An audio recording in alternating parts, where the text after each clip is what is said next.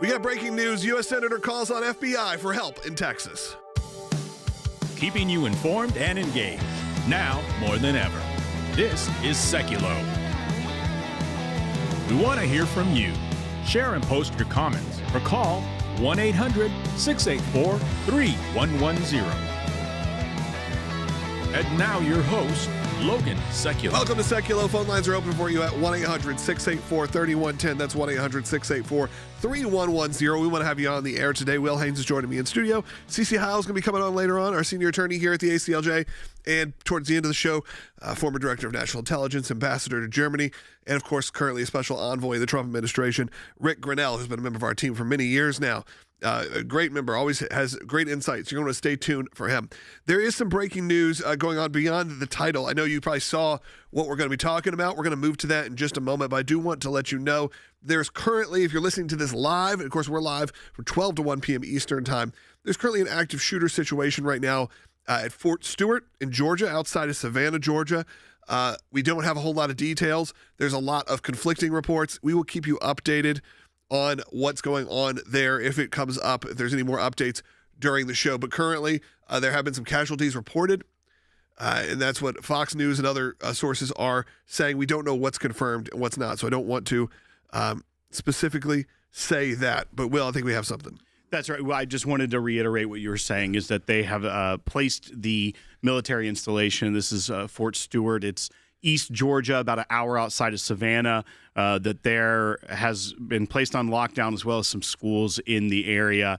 And that to the reporting agency, to NBC News locally there, Major Charles Egan gave some information to them, just saying that they confirmed there was an active shooter and that they are assessing casualties. So we will see what is going. We will look at that, but we will also be covering other topics today as well. Yeah, and one of them, Will, I think we need to kind of break down that of what's going on in Texas. This has been the topic of the news over the last, let's say, 12 hours, 24 hours, really hitting last night, which also involves new redistricting programs that are going on and gerrymandering, essentially, and how we feel about that. Again, we've talked about this. You can like it or you can not like it. It is, though, the way the game works right now in the world of politics.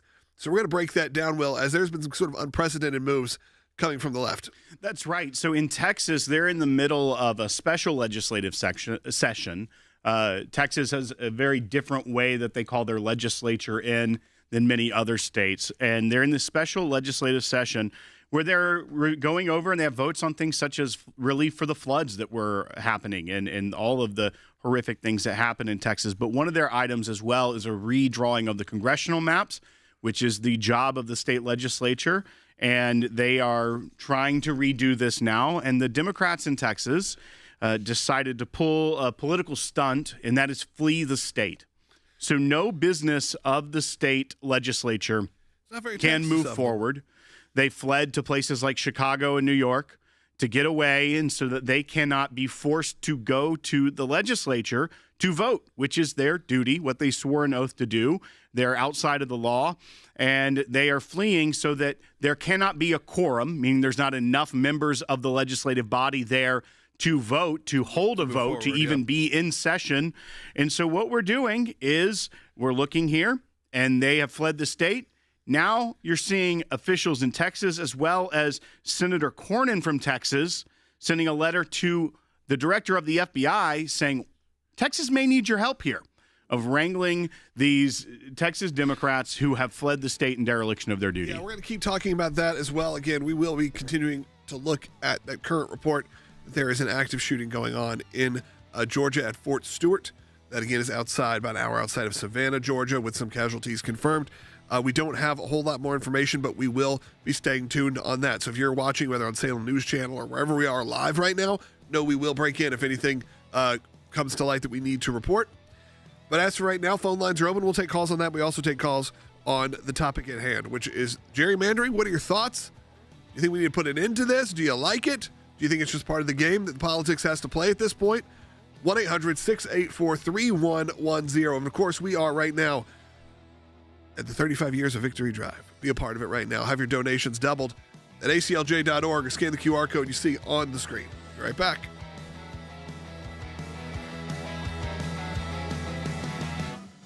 The redistricting arms race is going nuclear and national as Democrats draw the line at Texas gerrymandering, which could impact the balance of power in Congress in next year's midterms. Texas Democrats fled the state in an effort to stall his push to create 5 more Republican districts in Texas. Texas Governor Abbott has already threatened to arrest them.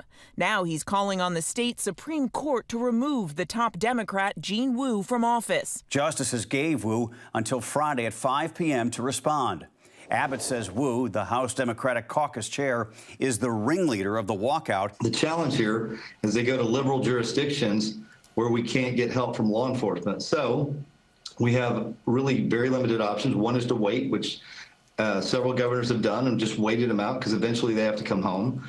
Or 2, this core Winthrop motion that are filing that has been done by Abbott. We're going to file something very similar for more of the legislators to take them out of their office, remove them from office, since they are not showing up to do their job. Republican Senator John Cornyn now calling for the FBI to get involved. I asked the president if he supports the idea. Should the FBI get involved? Well, they may have to. They may have to. No, I know they want him back. Not only the attorney general, the governor wants him back. If you look, I mean, the governor of Texas is demanding they come back. I hope that those that don't show up to work, that they are arrested or that their seats are vacated and they're replaced, because this is not democratic. We are a republic. They've been elected to show up to work. Not all of them are in Illinois. Some of them went to New York. Some of them went to Massachusetts.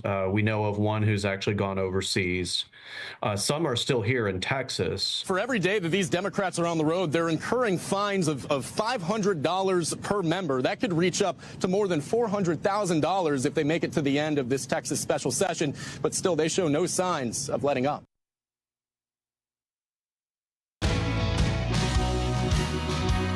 Welcome back to Sekulow. We are covering that breaking news that's happening right now. We're going to get back, though, to the main topic at hand. Of course, I was talking about the active shooter situation. You're watching live happening in Fort Stewart, which is about an hour outside of Savannah, Georgia. We don't have a whole lot of information. When we do, we'll report it. But, Will, I know that kind of threw off our first segment, so I think we need to reset what it is we're talking about here, because people hear words like gerrymandering, doesn't sound like a good word. They hear words like redistricting, people don't care for those kind of things. However, as you can see in states, certain states like Illinois that you showed me the map of earlier, this has been part of the political game for a very long time.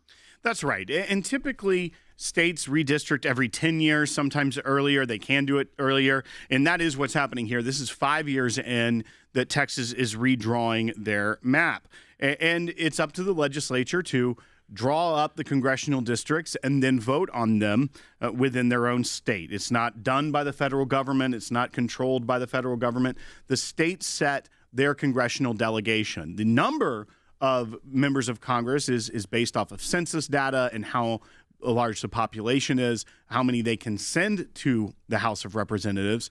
However, the way those districts are comprised is up to the state themselves.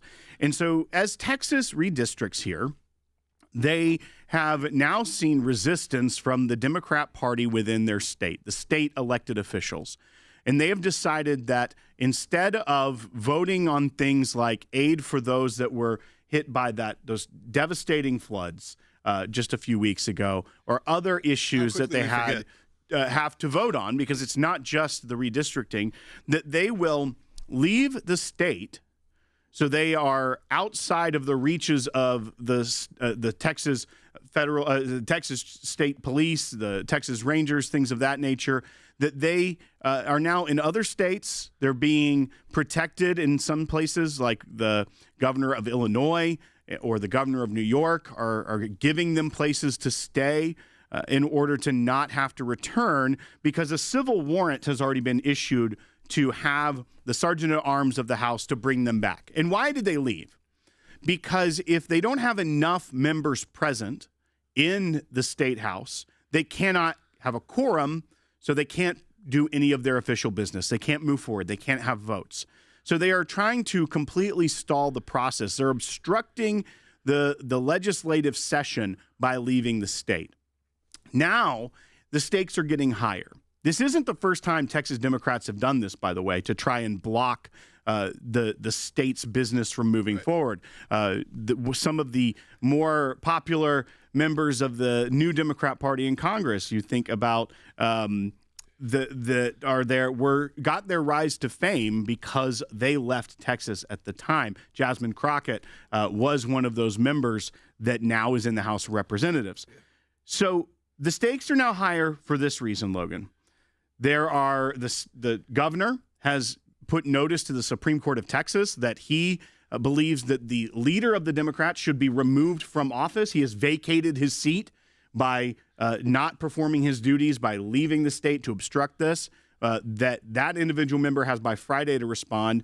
The Attorney General of Texas is also taking moves. But we see Senator John Cornyn sending this letter to the director of the FBI saying, I encourage the Federal Bureau of Investigation to take any appropriate steps to aid in Texas state law enforcement efforts to locate or arrest potential lawbreakers who have fled the state. As a maneuver to avoid legislative responsibilities on August 3rd, 2025, many members in the Texas House of Representatives absconded from the state. Their stated goal was to prevent the legislature from properly meeting in violation of their oath of office. There are other things in here, as well as asking them to look at, are there potential violations of the law outside of the legislative issues? But if we have seen that people were offering them private planes, flights to get out of Texas. Some people are putting up money to help them stay or eat or live off of while they are out of the state. Is that considered taking a bribe by accepting a benefit to get out of town and not let something move forward? It feels like it should be. Right. I mean, that seems like you're obstructing justice, you're obstructing things from going on. And if you're being paid to do it, it feels pretty bad. It feels very un-American and very non-Texas. Very non-Texas, but here's the other thing. The hypocrisy that we're starting to see out of this. Now, a lot of people don't like gerrymandering and the way that these districts get drawn. That is, you should come up with a better name. It is a weird name. It automatically makes you feel like you're doing something illegal. Right. It doesn't sound like a legal process. Over there. Redistricting process, though, is always done by the power, the party in power in the state. They have the ability to create these maps, and if they have enough votes, get them through, and then that affects the congressional delegations. But on one hand, you're hearing people say how bad this is. We have one Texas lawmaker that likened this to the Holocaust with Don Lemon. Literally said that what they're doing in Texas is like the Holocaust.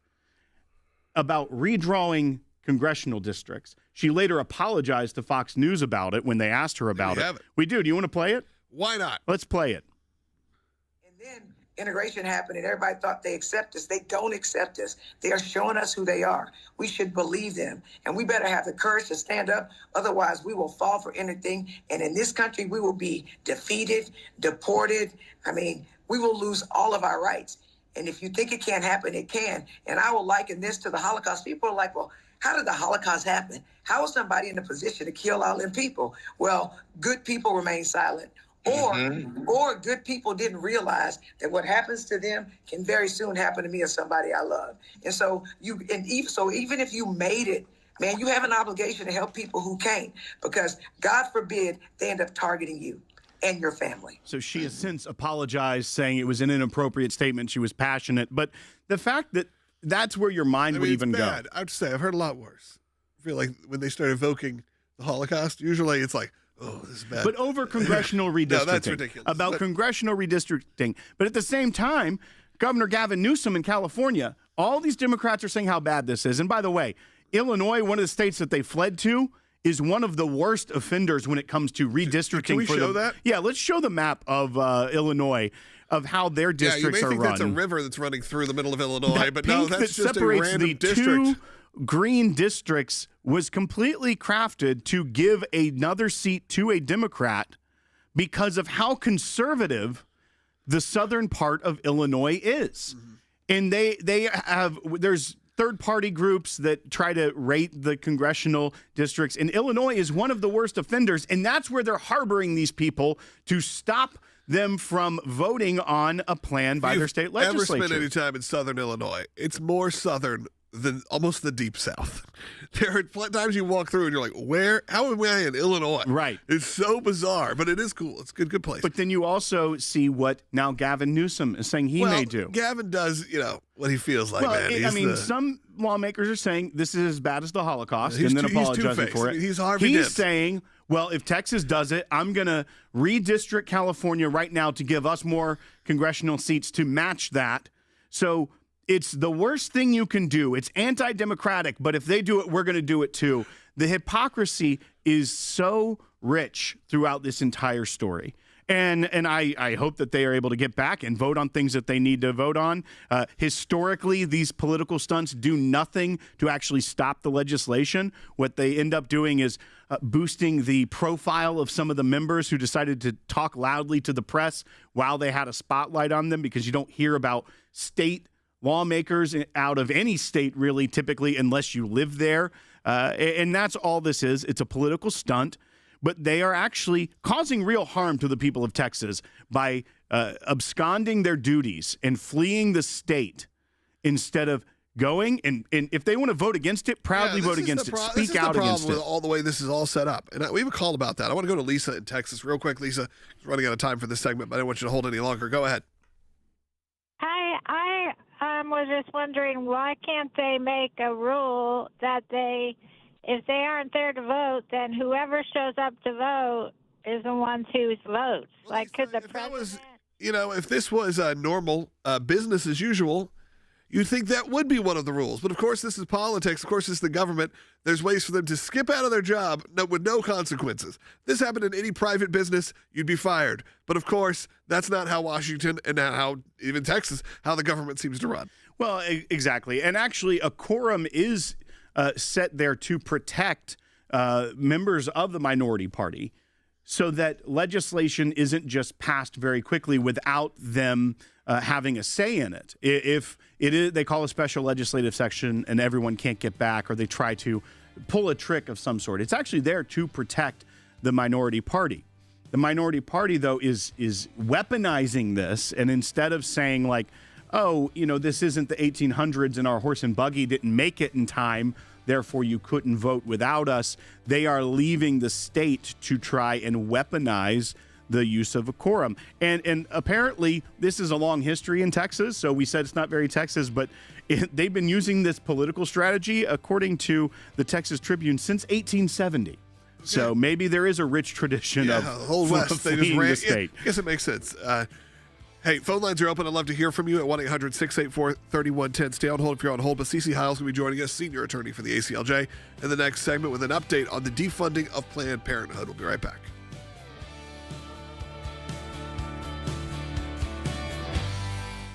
Been talking about the fact that it seems like when there were these criminal referrals, we kind of go back to a James Comey kind of universe. We go back to a universe where referrals happen, and that means nothing's going to happen. And now we have a very different administration. We have to keep reminding ourselves that we have a different group of people that are in there that are taking these things seriously. Now, whether they end up developing into something more than this, who knows? But at least we're taking that next step, which is assembling a grand jury. If they were going after Republican executive branch officials, there would be no problem in getting indictments. Mm-hmm. No problem. But because these are leftist actors, the location of the grand jury, which shouldn't be important in our system of rule of law, could be very important. And I don't want to put too much weight into that, because some of that will come down to the evidence that is presented. And again, evidence can be used in grand juries that's not allowed in court. It's a very different process. That's why they use you can indict a ham sandwich in a grand jury. It's just a different process. The difference that what we're seeing with this is, one, it has to be done appropriately and correctly. And we want to see the accountability, because they weaponize the intelligence agencies to interfere with an election. This is action. This is not just talking about, this is not just writing a report or investigation. But remember when John Durham went to that grand jury, was not as easy to indict as a ham sandwich. And he had trouble. That was in Washington, D.C., and then in Delaware as well. So I think what we have to see here is a little bit more of this kind of developing. Grand jury information's held pretty tight. Ultimately, we'll likely know the location of the grand jury at least. And this could lead to, again, very serious legal actions and repercussions for those who we believe were at least engaged in wrongdoing. And then the next level is, does the executive branch and Department of Justice have the evidence that they can use in court if they get through the grand jury stage and bring indictments to actually prove that it was not just wrongdoing, but criminal wrongdoing.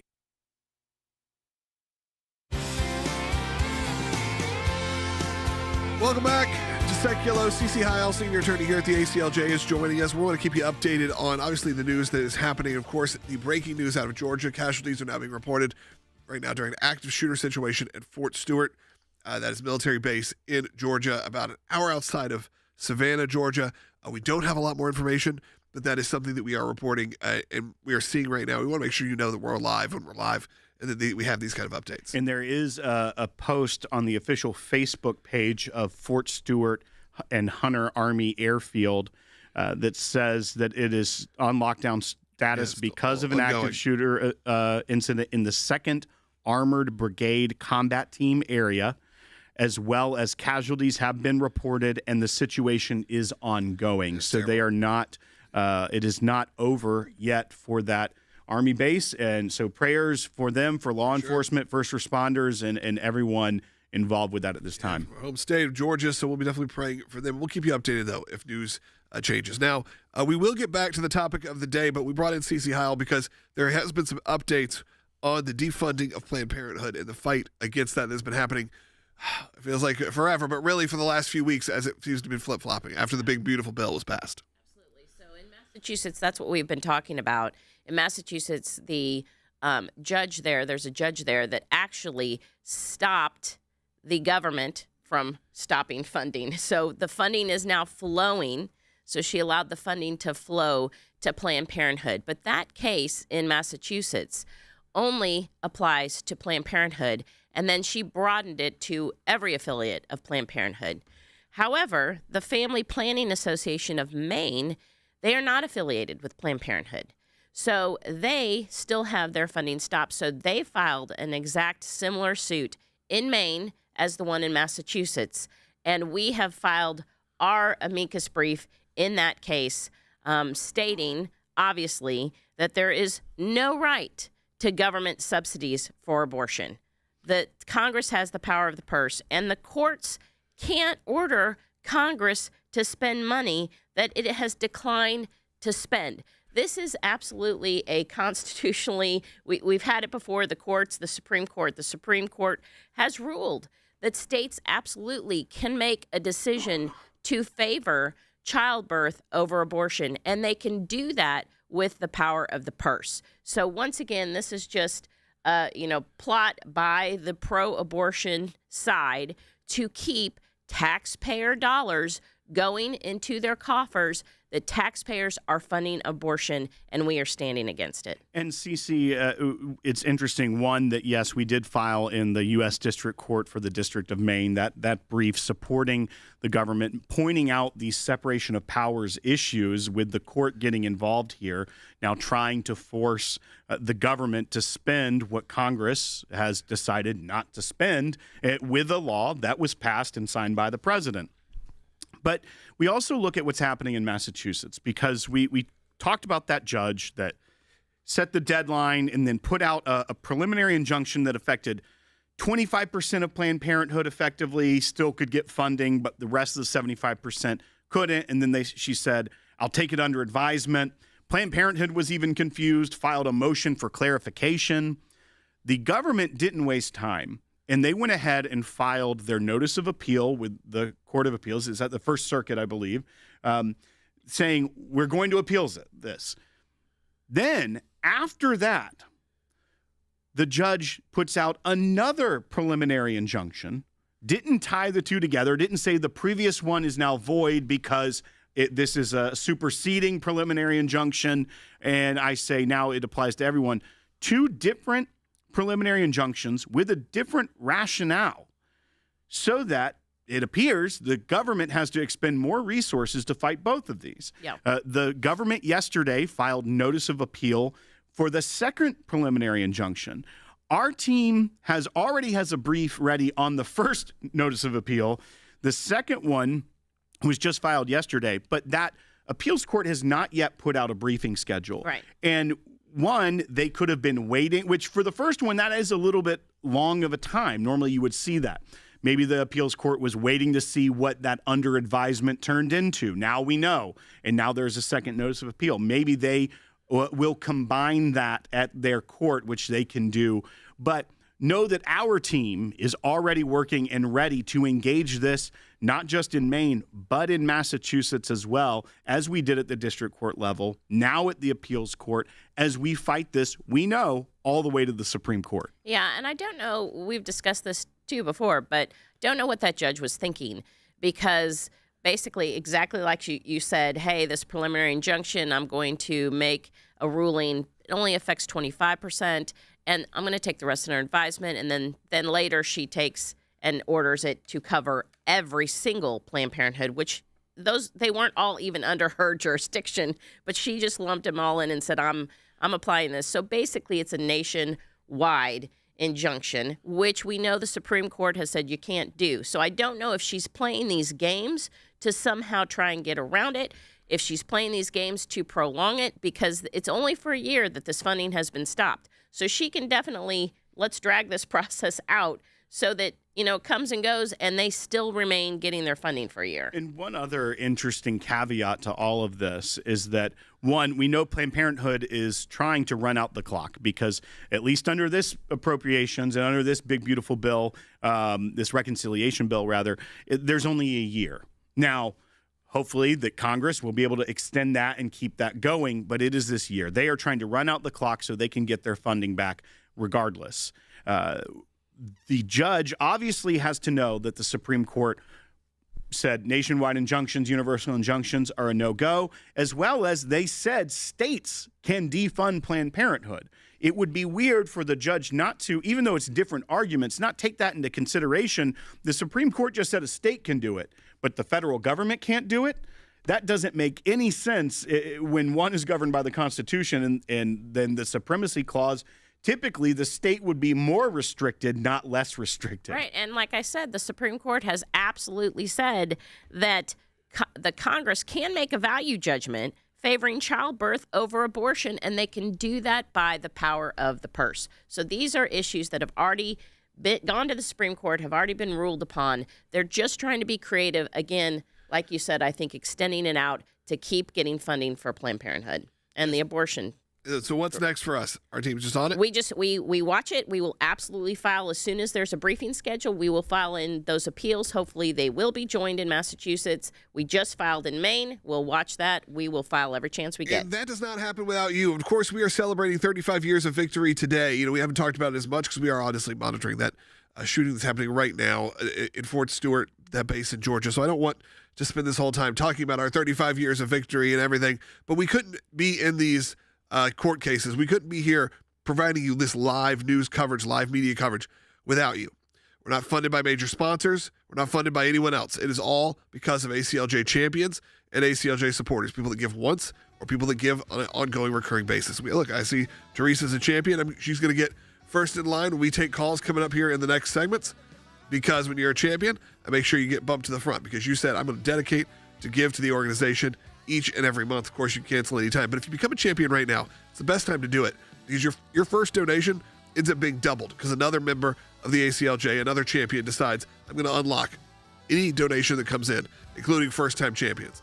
Or if you decide, or you had to leave being a champion, you can opt right back in. It should do the same thing. Join us for these 35 years of victory, and we get back. We'll be taking your calls and comments, and Rick Rennell will be joining us as well. Second half hour coming up. If you don't get us on your local station, find us broadcasting live right now at aclj.org, on YouTube, Rumble, or however you get your podcasts.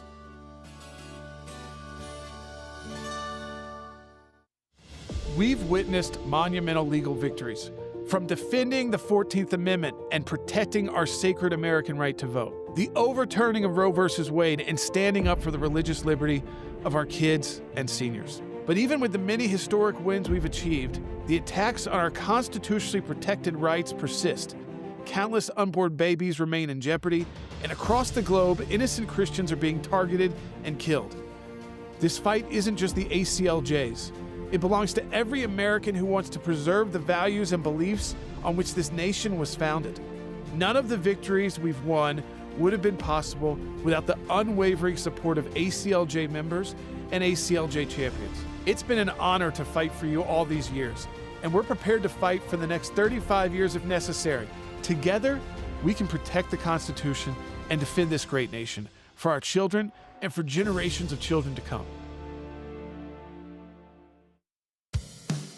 Keeping you informed and engaged, now more than ever. This is Sekulow.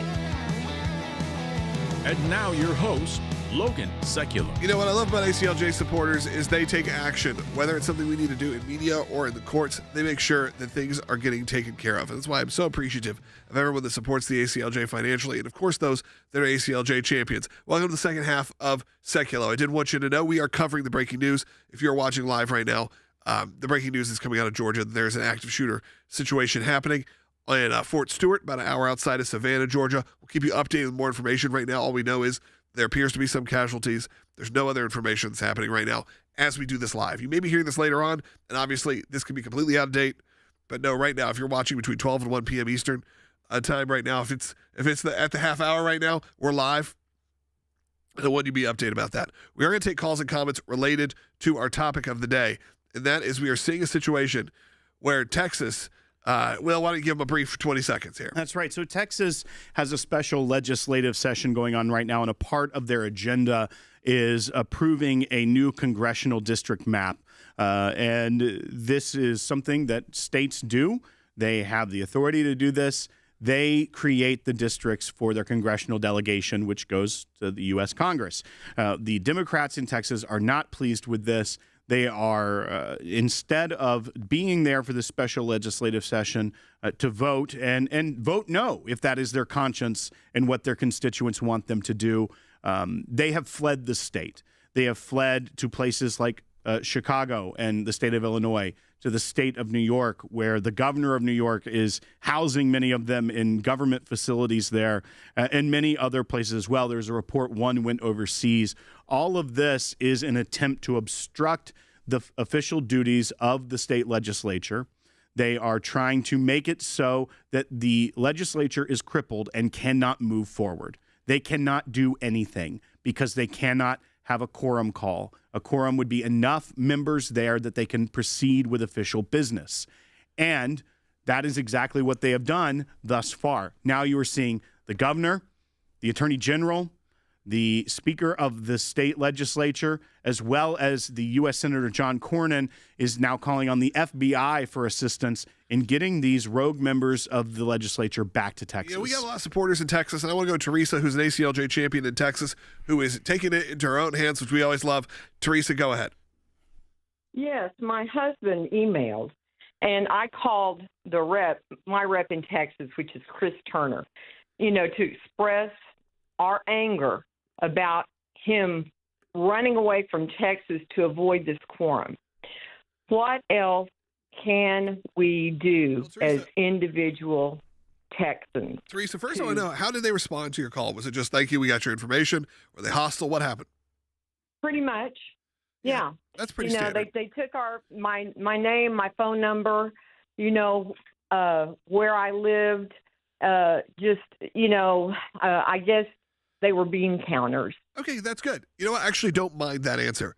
We've seen actually a lot more hostility to people calling their representatives with issues, to where you have people who are maybe a little less used to being on the phone or something like that, or a new generation of phone bank screeners or whatever they would be called, like you said, bean counters, who are sitting there and they'll get actively upset with the person calling in. And I'm very actually pleased to hear that your representative treated you with respect. That's the way it's supposed to be. Now, Will, what else can they do? There's a lot of things they could do, but really, it's elections have some consequences here. You got to make sure that your representative is dealing with you. Well, and Teresa, you did the right thing, calling your member, your state legislature 95%. member. 95%. I'm just going to throw that number out there. It's not a real number. 95% of people are not doing that. But Teresa, I'd also say, have conversations with people around you and talk about this. Share this broadcast with them to learn about what's going on. But also, if people don't like the redistricting process, then they need to be active in their state to change the way that occurs, not fleeing the state and getting away and absconding their duties, and especially going to other states that do the exact same thing, if not worse. Yeah, so get involved locally. That's a great way to do it. Great advice, Will. We get back. Rick Rennell's going to be joining us. We're going to talk about this topic and more. Of course, I'm sure he'll have something to say as soon as we mention Gavin Newsom. Phone lines are open at 1-800-684-3110. When we're done with Rick, we're going to take all the calls we can. So go get in line right now. We'll be right back.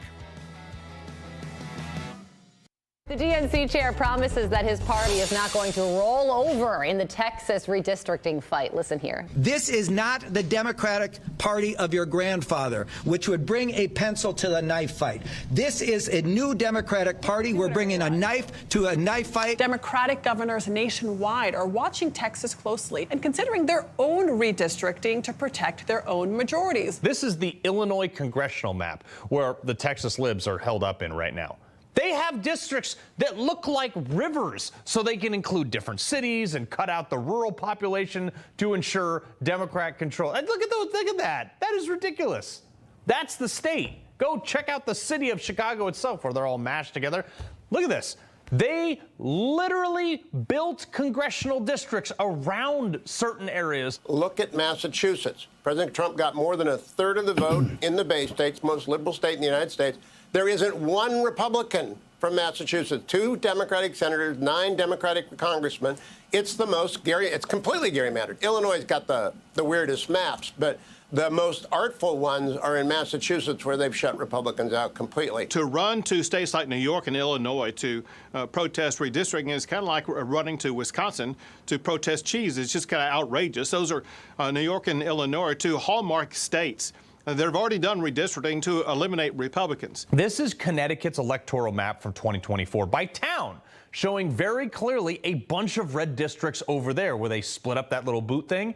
That could have swayed northwestern Connecticut to actually elect a Republican congressman. George Logan came extremely close despite this map anyway. We're talking about the same people who had absolutely no problem considering court packing the Supreme Court with like 13 justices, or appointing all these judicial activists, or making D.C. a state so they could get 2 more Senate seats.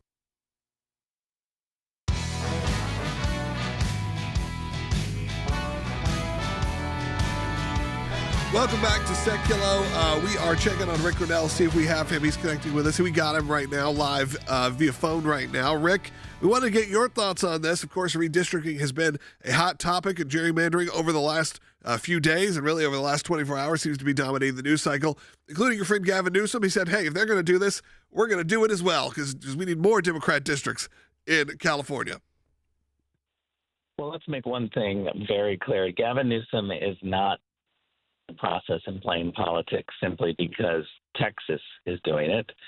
It is exactly because this is what Gavin always does. I don't think we should be surprised that when politicians have power, they're going to do everything to help their parties. So we see this from both parties. It goes back and forth constantly.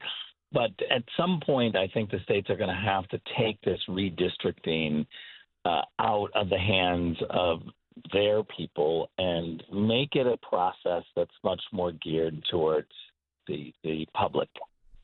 Well, and Rick, and many states already have an independent redistricting commission, but as of now, unless your state changes that, it's up to the state legislature. And people can be upset from Texas that say this isn't fair, but them fleeing to places like Illinois and New York is just laughable when those places have been playing this political game for far longer than Republicans even learned how to do it. Unfortunately, for political games, it always seems like conservatives are 15, 20 years behind.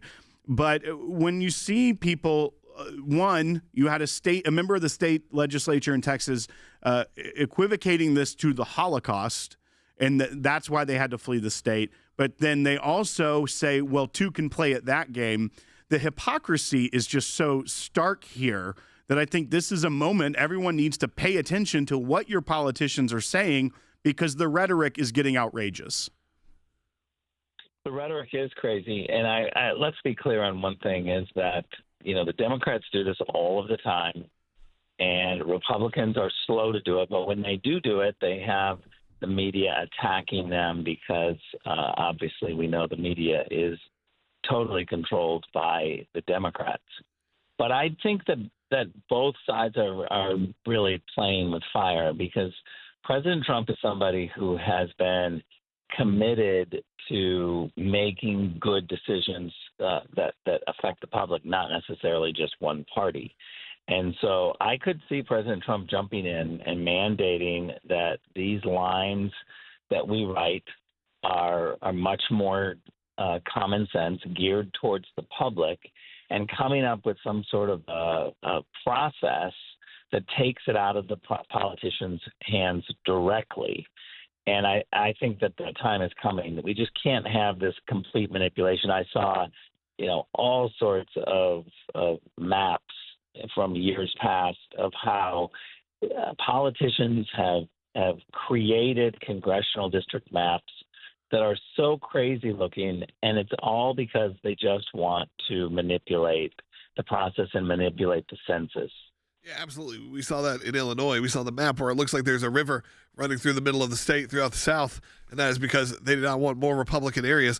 Phone lines are open for you at 1-800-684-3110. I did want to give you a quick update on what was going on in Georgia, the active shooter that was happening at Fort Stewart outside of Savannah. There has been an update, and that update is that 5 soldiers were shot today in an active shooter incident. Again, there's been casualties, but there's no fatalities reported yet, no deaths reported. We'll see if that stays. Hopefully it does, prayerfully. But they have apprehended the shooter. So I wanted to make sure that you know that part is over. We've been covering it as we can. I told you we'd give you updates when they came out, and that happened, Will, just the last few minutes. That's right. And Rick, I do want to shift topics with you just a little bit here as well, because we know today that the U.S. Special Envoy Steve Witkoff was meeting with Vladimir Putin. Yeah, we saw him out there. And that this is ahead of that, deadline that was 50 days that got chopped down to 10 days for Russia to make a peace deal when it comes to the war in Ukraine. Just kind of your 30,000-foot view, how the Kremlin has already said that it was a constructive meeting. Do you think anything comes out of this? I think it would be hard-pressed to see the Kremlin turn around completely before that first deadline. But as you say, the tactic of and tool of diplomacy is always the best first option. I just want to get your take on this. Well, I think Steve is there now because President Trump has decided and seen that the Russians are manipulating the process. They're not taking it seriously. It's really angered President Trump. And I think President Trump is going to try something new here. He shortened the deadline. He's putting more pressure on Putin to have his actions match his words. And one of the things that I love about President Trump is that you see him in real time. He's not creating a policy and then walking away and letting the policy linger. He's watching to see how it's been implemented. Does it work? And when it doesn't, he's the first one to adjust the policy to make sure that it matches the real world expectations and the reality on the ground. So I'm so thankful that he's able to do that in real time, do it fast, and we know he's shortened this deadline. So Steve Witkoff is there to continue that pressure and to say we've got to find a solution. We all know that we need a solution to this war in Ukraine. Yeah, and it's actually a bit of a relief to see images of Vladimir Putin meeting with Steve Witkoff in person. We're seeing those together. That is so starkly different of what we've had the last 4 or 5 years. Now, has it become what we want it to be? Is the war over yet? Not just yet. Hopefully we're heading in that direction. But to actually have those moments where you can see our leaders, our diplomats, sitting down with these world leaders, it does feel like a very different time. Yeah, what we do know is that Putin has accepted the meeting. He's there with Steve. They're talking about these issues. That is definitely a first step. Talking is a tactic. And as we know, in the last administration, Joe Biden believed that freezing out Vladimir Putin, not talking to him, was going to be something that would work or a solution. And Putin doesn't care. He doesn't care about the moral arguments that we make many of the time. And so I like to see Witkoff there, and hopefully Steve can make some progress. Yeah, and you've brought up this point, which is that you can be an American and meet with these people and not be there as their friend, but be there on a diplomatic mission to get something done, to try to get work accomplished. For some reason, we have pretended like if you could sit down with someone at the table, that means you have to be their best friend. You can go there. We saw what you did in Venezuela and other places around the world. You've done some amazing work, and other people have as well. When you can actually just sit down and meet with someone doesn't mean you have to be their friend or their best friend or their buddy. You can actually go in there, and maybe it's a little stronger when you're eye to eye.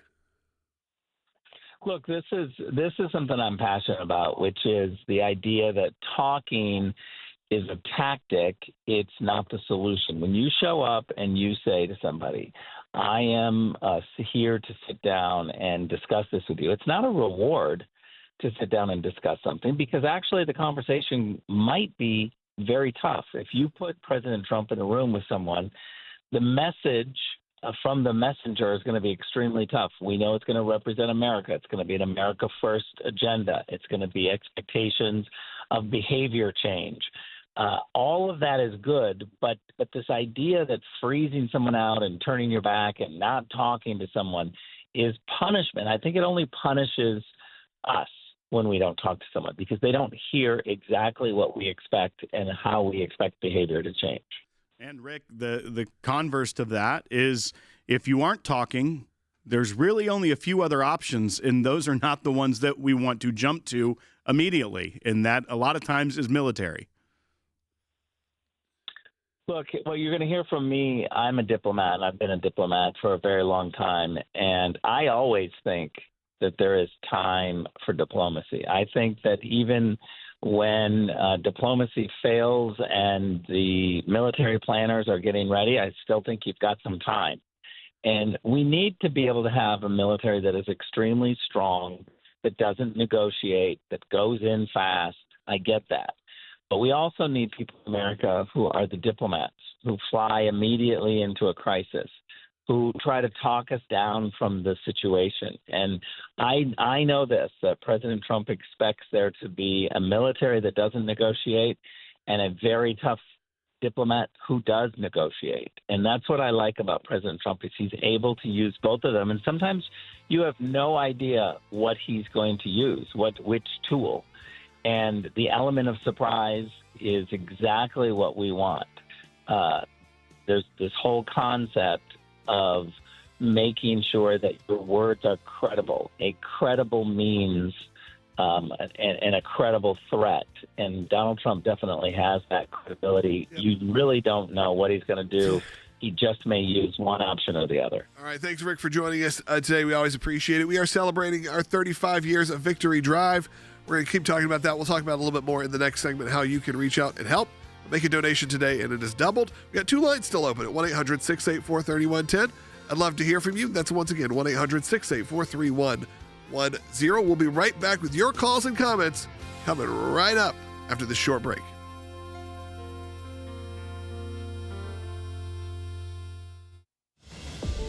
We've witnessed monumental legal victories, from defending the 14th Amendment and protecting our sacred American right to vote. The U.S. Supreme Court rules in favor of former President Donald Trump in his appeal of a Colorado ballot disqualification. Former President Trump will appear on the primary ballot, and this applies not only to Colorado, but also to states across the country. The overturning of Roe v. Wade and standing up for the religious liberty of our kids and seniors. Right now, new laws banning abortion are taking effect in several states, just hours after the court overturned the landmark Roe v. Wade decision, leaving it to states to decide whether abortion is legal. But even with the many historic wins we've achieved, the battle is far from over. The attacks on our constitutionally protected rights persist. Countless unborn babies remain in jeopardy, and across the globe, innocent Christians are being targeted and killed. At the ACLJ, we've redoubled our commitment to defending life and liberty across this country and around the world. Thank you, Mr. Vice President. Violence against Christians in the Democratic Republic of the Congo has reached alarming levels in recent months. In February 2025, the ADF, a terrorist group affiliated with the Islamic State, massacred 70 Christians in brutal attacks that targeted places of worship. This fight isn't just the ACLJ's, it's all of ours. It belongs to every American who wants to preserve the values and beliefs on which this nation was founded. None of the victories we've won would have been possible without the unwavering support of ACLJ members and ACLJ champions. It's been an honor to fight for you all these years, and we're prepared to fight for the next 35 years if necessary. Together, we can protect the Constitution and defend this great nation for our children and for generations of children to come.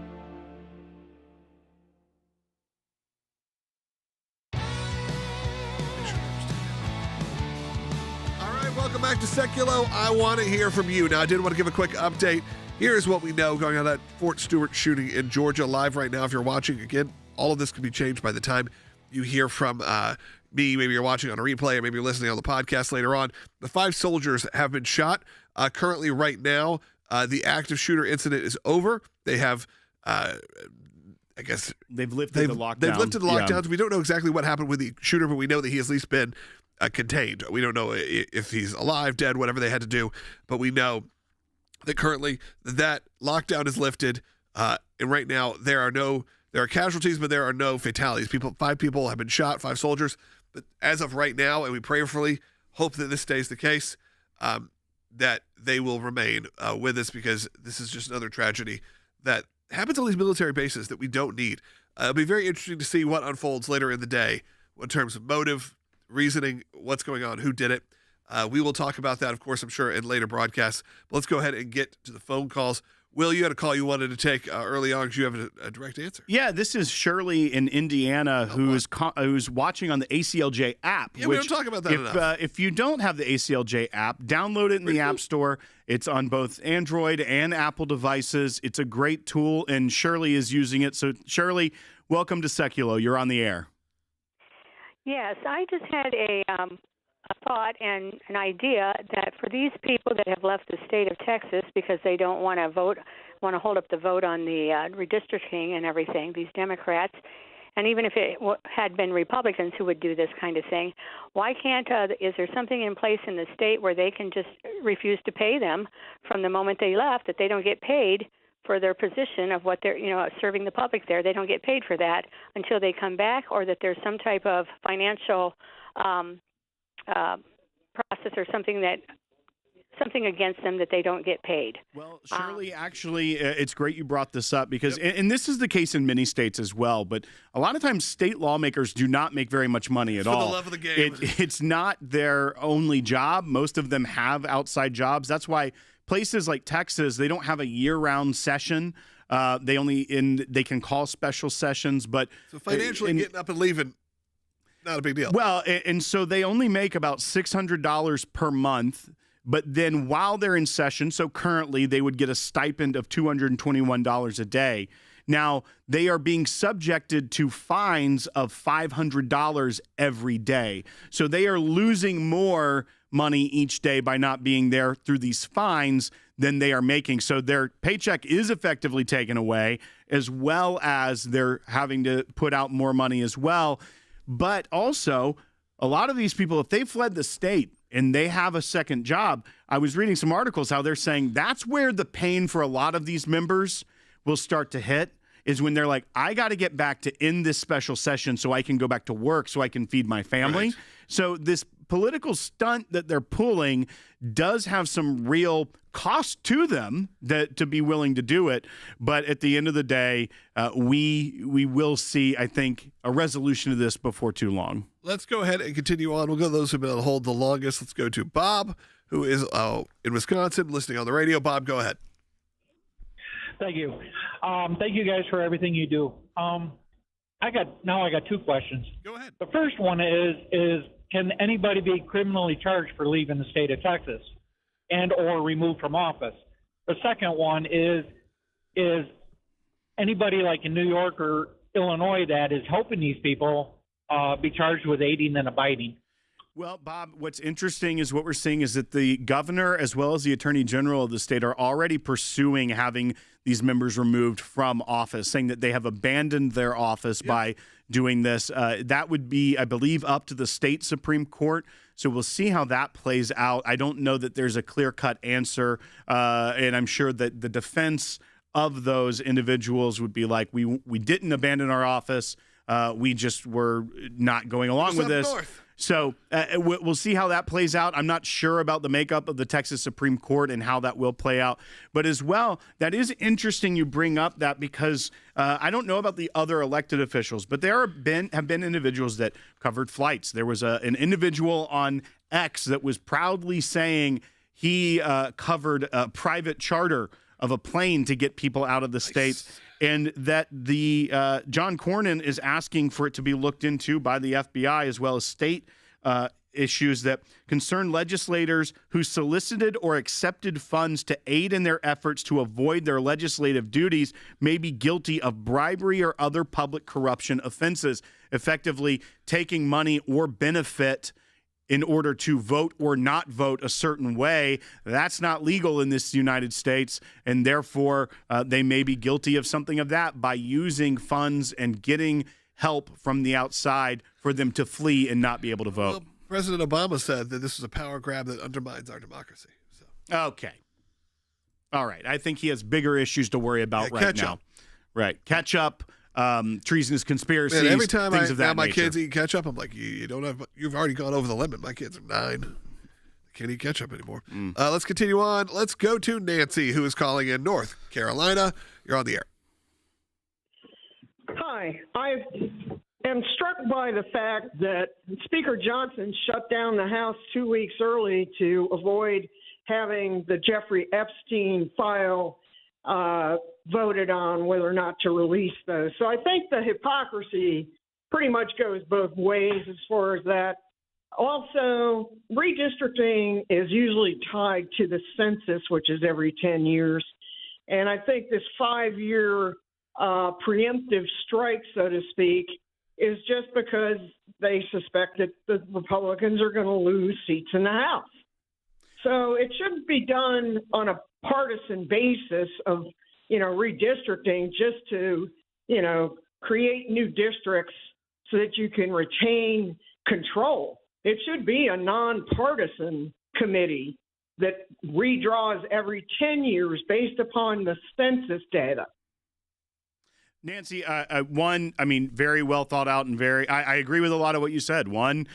Yes, there's one thing you can say about members of Congress, members of state legislatures. In politics, there is hypocrisy. I don't know that I would draw the same distinction of members trying to not allow a quorum to be called, as well as the Speaker of the House going to recess early to avoid other political tricks. But Actually, I understand that point, to Jerry, because it kind of ties in, Nancy, to your comment as well, and I want to make sure we get to him because he's been on hold for a while. Watch it on Salem News Channel. Jerry, go ahead, and then we'll kind of answer those questions together. Hey, real quick, Jordan, been a big fan of you and your dad for years, and I called on the gerrymandering. I just want to make a quick salient point on the Fort Stewart shooting that when I was in the military, we didn't have shootings like that on our bases until Bill Clinton passed a law that said that senior enlisted and officers could not carry on the base unless they were actually, guarding something Jerry, sensitive. I am certainly not cutting you off for that. We only got about 55 seconds till we're off air, so go ahead quickly with your comment.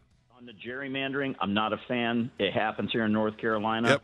And one of the things that I think is, we need to take it out of the hands of the politicians, like Rick Rennell said. And why not, with all the technology we have, why don't we just build a computer program that just takes the population centers and divides it up evenly? Idea. This is pretty antiquated. We don't necessarily say one way or the other on your feelings on gerrymandering, but I understand not being for it. We've discussed that as well. It's just when there's situations like this, and it's become the industry standard, if you will, and now you have people leaving their posts, it's also not good. Okay, we need to make sure we clean that up as well. All right, that's going to do it for today's show. Support the work of the ACLJ during our 35 years of Victory Drive. Have your gifts doubled right now at aclj.org/victory. And we've had a lot of big wins over the last 35 years, and we want to continue on with that work. We can't do it without you. Talk to you tomorrow.